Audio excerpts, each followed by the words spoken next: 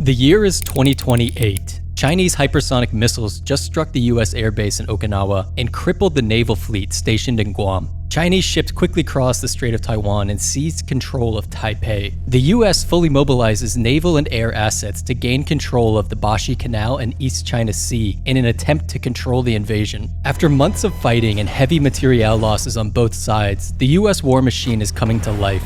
American factories are running around the clock, producing F-35s and Tomahawk missiles. Shipyards across the country are nationalized to produce destroyers, carriers, and cruisers. And just as this manufacturing behemoth is coming to life, everything grinds to a halt. Every piece of military hardware required to win this war is missing one key component. As it turns out, an obscure business deal back in the mid-90s resulted in the entire American magnet manufacturing industry being dismantled and shipped to China. The CCP now controls 90% of the world's neodymium magnet supply and can use this monopoly to cripple any nation at will. This is the story of Magnequench. Magnequench started as a research division of General Motors and was primarily funded by the Pentagon. The Pentagon needed small, powerful magnets to build the next generation of advanced weapons systems. By the early 1980s, patents were submitted independently by GM and a group of Japanese scientists for a new magnet technology. The key difference in these two patents was the forming method.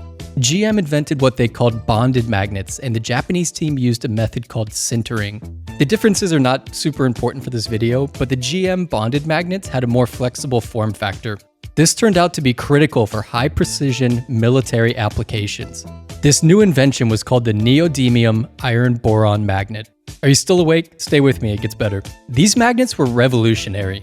Small, extremely powerful, heat-resistant, vibration-resistant, and they could be mass-produced. They were critical for electric motors, data storage, and most importantly, weapon systems.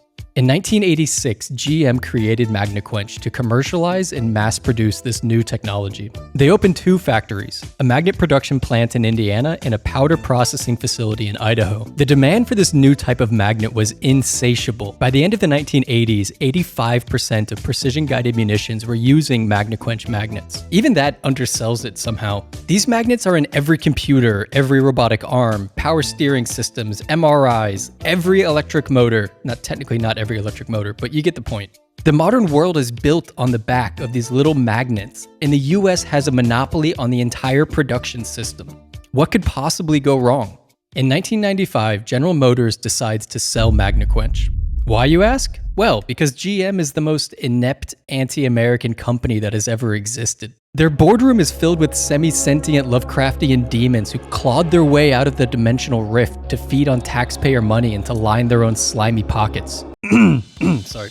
By the mid-1990s, GM was hemorrhaging money. They fired their CEO and started spinning off non-essential business units in an effort to refocus on vehicle production. A big part of this refocusing was expanding into new markets, most importantly, China. The Chinese auto market was exploding. If GM could gain a foothold, it could become the global leader in automotive manufacturing. But China doesn't just hand out access to their markets. They want something in return. To build cars in China, GM needs a joint venture partner, they need investment commitments, and they need to make the CCP happy. Selling Magnequench to the Chinese would kill two birds with one stone.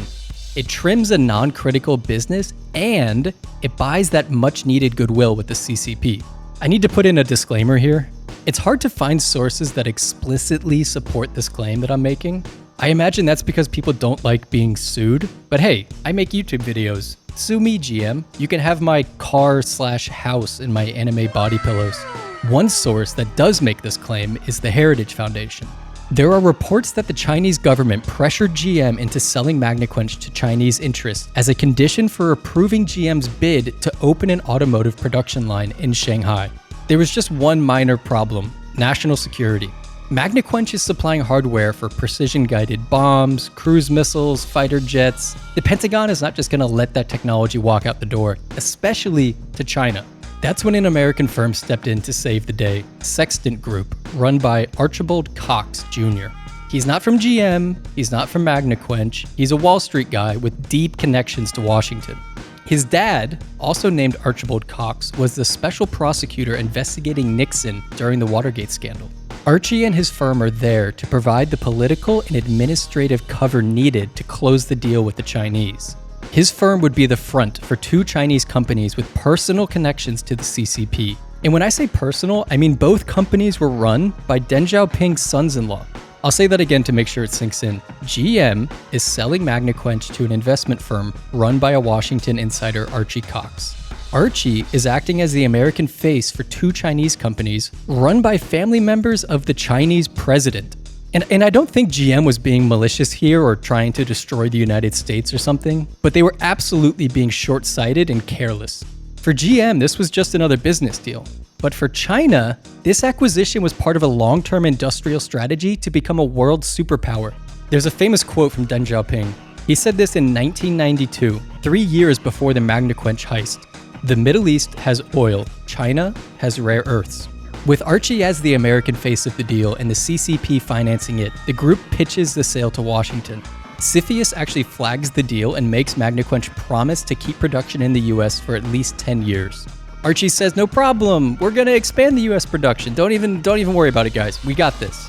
And somehow, the US government approved the deal. Magnequench, a national security asset, is now owned by the Chinese. 15 months later, GM Shanghai is approved by the CCP. Archie Cox takes over as the head of Magnequench after the deal is done. His job is simple: keep the government off our back while we dismantle this company and ship it to China. And again, just for legal reasons, I have to say, that's my interpretation. There's no direct evidence that that was his mandate. But if we judge him based on his actions, that's exactly what he did. In 1997, the CCP cleans up the ownership structure a bit. The shares owned by those 2 Chinese companies are transferred to a single state-owned company called Onfem Holdings. Magnequench is now directly owned by the Chinese Communist Party. In parallel, Magnequench is copying the design of their US factories and recreating them in China. From the Heritage Foundation article, one Magnequench employee reported that shortly after the Chinese took over, Magnequench's neodymium iron boron magnet production line was duplicated in China, and that after the Chinese made sure it worked, they shut down the US production in Indiana. In 1998, they shut down the Anderson, Indiana plant and shipped the production equipment off to China. In 2001, the Idaho Falls facility was being shut down, citing a lack of demand, even though the company posted revenues of $250 million the year prior. All the equipment from Idaho Falls was packed up and shipped off to a newly constructed facility in Tianjin, China. I guess there's more demand if you move the factory to China. I mean, hey, Archie Cox has an MBA from Harvard. Who am I to question his business acumen? At this point, a few people start to notice what's going on. A Pentagon trade expert named Dr. Peter Lettner flagged the equipment transfer as a national security risk. He rejected the transfer and then wrote a letter to then-President George Bush asking for support. According to the Defense Department, Magnequench's Indiana facility supplies 80% of rare earth magnets used in the construction of US smart bombs. We believe that the sensitive nature of the Indiana facility's equipment may warrant action on your part to prevent its transfer to China.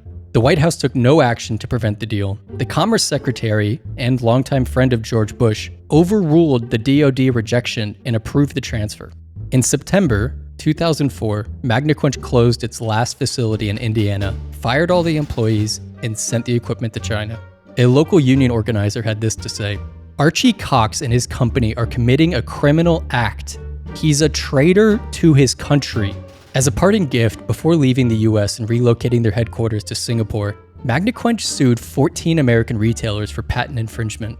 Archie claimed that their products contained illicit magnets and that they should source from reputable vendors. And by that, I can only assume he means the Chinese Communist Party.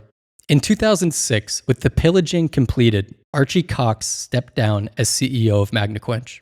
He never went to jail. He was never called in front of Congress. He even lists this deal on his World Economic Forum profile. Please notice, they neglect to mention that the Chinese financed the deal. Where are we at today? Well, the US has one rare earth mine, which is more than 0, but not great. The mine is huge though. It produces about 15% of the world's rare earth raw materials. However, the US has effectively 0 refining capacity, while China controls 90% of the market. Meaning, the ore is mined in the US and then shipped to China to be refined and turned into magnets. There are some DoD initiatives underway and new production facilities coming online over the next few years, but as of today, the US has 0 large-scale, military-grade neodymium magnet production.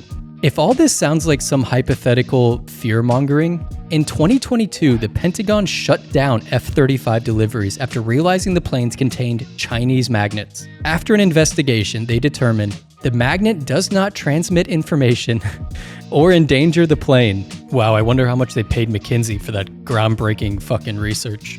Anyways, I don't really know how to end this video. It's a pretty bleak situation to be completely dependent on a strategic adversary to supply you with a product you invented. Can someone please just lock Archie Cox in a box with the skeletal remains of Henry Kissinger and Ian Miles Chong and launch it into the sun? In my opinion, this video is satire. Do your own research. This is not financial advice. Blah, blah, blah, blah, blah, blah, blah. Oh, Patreon. You guys are amazing. While I slowly climb out of the pit of demonetization, your support buys me the benzodiazepines that I need to survive in this modern world. Thank you. I love you guys, and I'll see you soon.